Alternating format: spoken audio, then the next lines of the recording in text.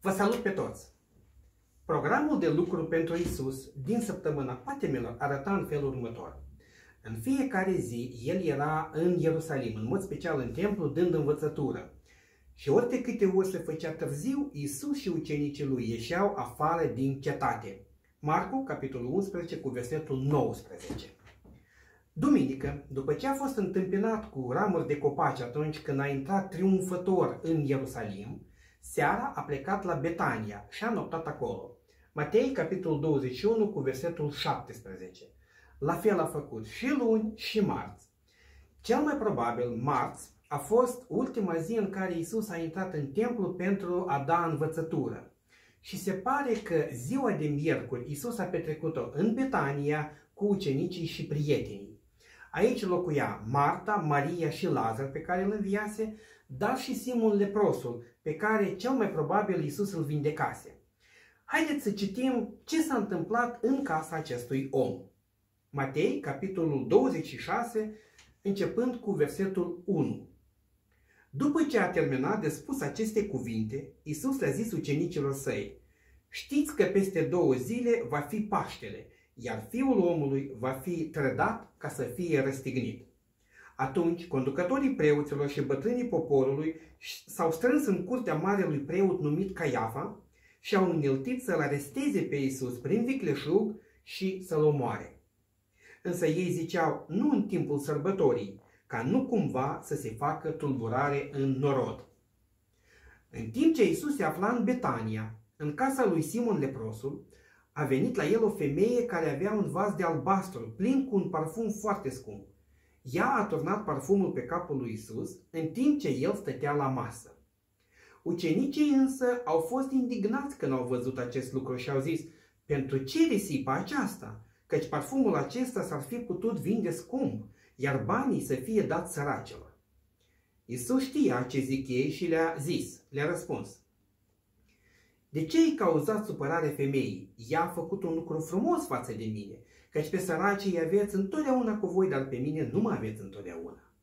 Când a turnat acest parfum pe trupul meu, ea a făcut lucrul acesta ca să mă pregătească pentru înmormântare.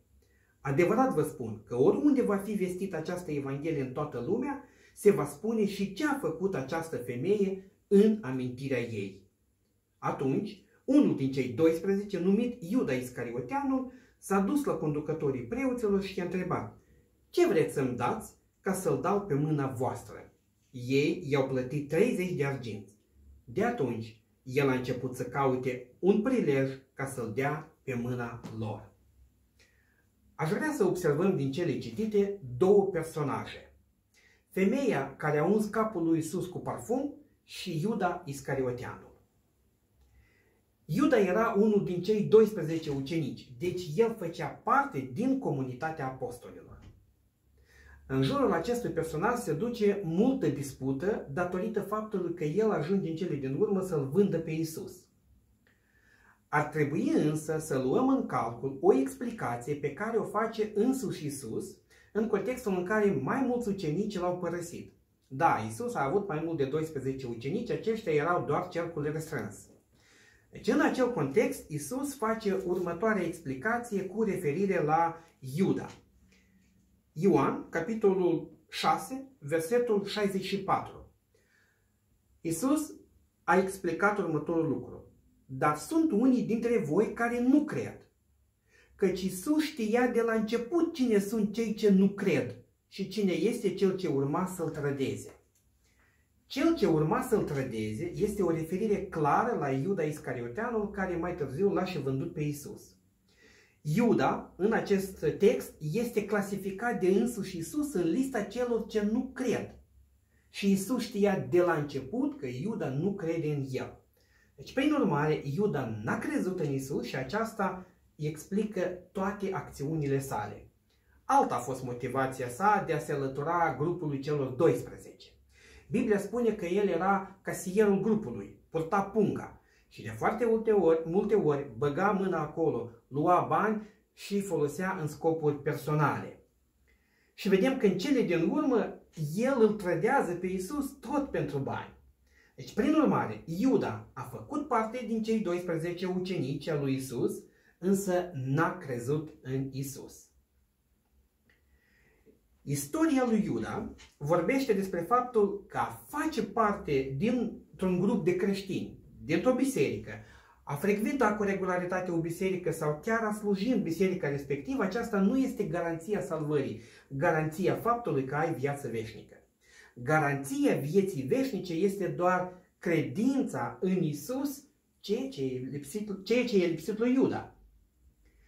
În acest context îmi amintesc de cuvintele apostolului Ioan, scrise în epistola 1 Ioan, capitolul 2, versetul 19, atunci când el vorbește despre anticriști. Ioan scrie așa: ei au ieșit dintre noi, dar nu erau dintre noi, căci dacă ar fi fost dintre noi, ar fi rămas cu noi, dar ieșind au arătat că nu toți sunt dintre noi. Doar o credință veritabilă, sinceră în Isus, îți garantează viața veșnică cu Dumnezeu. Trebuie să fac o precizare pentru a nu se înțelege greșit. A face parte dintr-o biserică, frecventarea cu regularitatea unei biserici și slujirea în biserica respectivă este foarte important, deoarece creșterea spirituală are loc în cadrul bisericii, în comunitatea creștină. Însă nu aceasta este modalitatea prin care se capătă mântuirea, viața veșnică. Ea se capătă doar prin credința în Isus. Mai mult decât atât, a face parte dintr-o biserică fără o credință sinceră în Isus nu are nicio valoare. Să privim acum la femeia care a turnat parfum mirositor pe capul lui Isus. Matei și Marcul nu-i menționează numele, ei zic o femeie.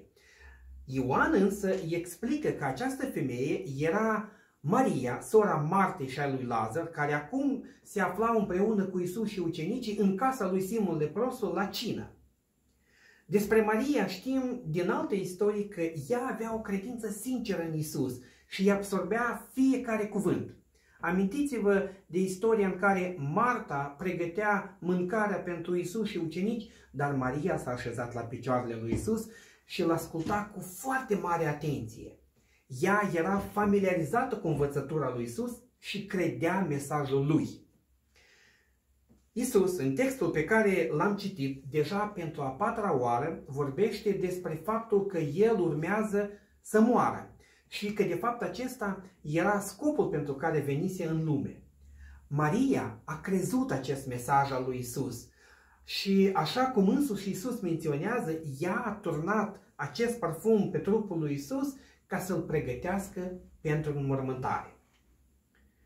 Pentru comparație ar trebui să știi că prețul pe care l-a primit Iuda pentru vinderea lui Isus era plata unui muncitor pentru aproximativ o lună. Prețul pe care l-a plătit această femeie pentru parfumul cu care mai apoi l-a uns pe Isus este plata unui muncitor pentru aproximativ un an. Atunci când tu crezi în Isus cu adevărat, aceasta determină și valoarea pe care tu o vezi în El. Avem două exemple. Un necredincios și o credincioasă. Un urmaș adevărat al lui Isus și un pungaș. Pe cine vei urma? Nu uita, a face parte dintr-o comunitate creștină, dintr-o biserică, nu este de ajuns. Pentru a avea viață veșnică și a fi cu Dumnezeu, este nevoie de o credință sinceră în Isus. Meditează la aceasta.